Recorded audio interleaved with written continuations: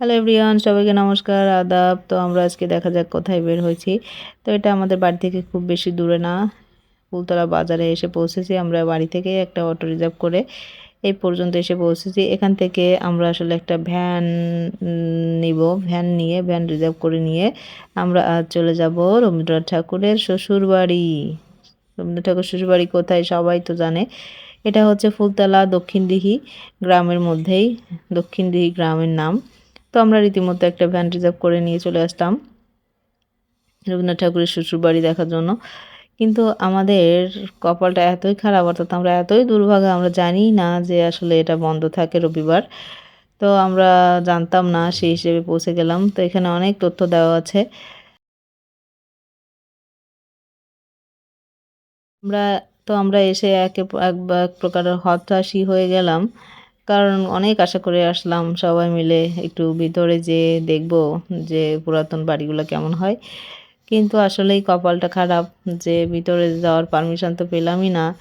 এই গেটে দাঁড়িয়ে একেবারে কয়েদির মতো কারাগারের এই পাশে থেকেই আসলে বিল্ডিংটা দেখার চেষ্টা করছে এই যে আমার বোন সাথে। তো আমি আসলে এই গেট থেকে কিছু ফুটেজ নেওয়ার চেষ্টা করছি। তো এখানে রবীন্দ্রনাথ ঠাকুরের জন্মদিন কিংবা মৃত্যুদিন এগুলাই অনেক অনুষ্ঠান হয়। এটা আসলে জেলা প্রশাসনের তরফ থেকে অনুষ্ঠানটা আয়োজন করা হয়। তো অনেকেই এখানে আসে অনুষ্ঠানটা অ্যাটেন্ড করার জন্য।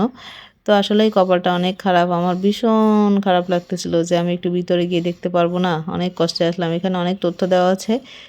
তো তথ্যগুলো হেরিটেজ সাইট থেকেই আসলে দেওয়া। তো হঠাৎ করে বৃষ্টি চলে আসলো।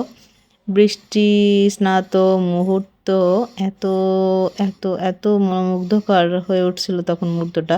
আমরা পাশে একটা দোকান ছিল ছোটো মতো, সেই দোকানে আশ্রয় নিলাম।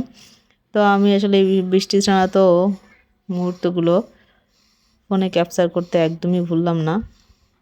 খুবই ভালো লাগতেছিল, যদিও হতাশ হয়ে পড়েছিলাম যে ভিতরে যে আসলে দেখতে পারলাম না রবীন্দ্রনাথের শ্বশুরবাড়ির বিভিন্ন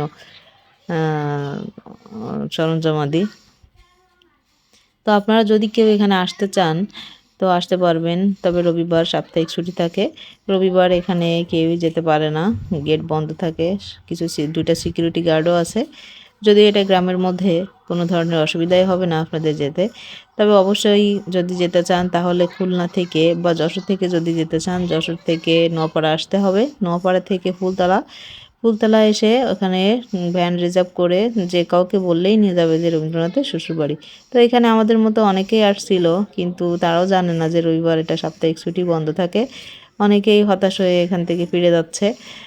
আর আমরা তো বসেই ছিলাম, যে ভাবছি যে একটু অপেক্ষা করি দেখি। তো আমরা ভাবলাম যে আর অপেক্ষা করে লাভ নাই, কারণ যেতে যখন পারবো না দ্রুতই বাসায় ফেরা যাক। তো গ্রামের বাড়ি থেকে এটা খুব বেশি দূরে না। তো ভাবলাম যে পরবর্তীতে কোনো একদিন আসব।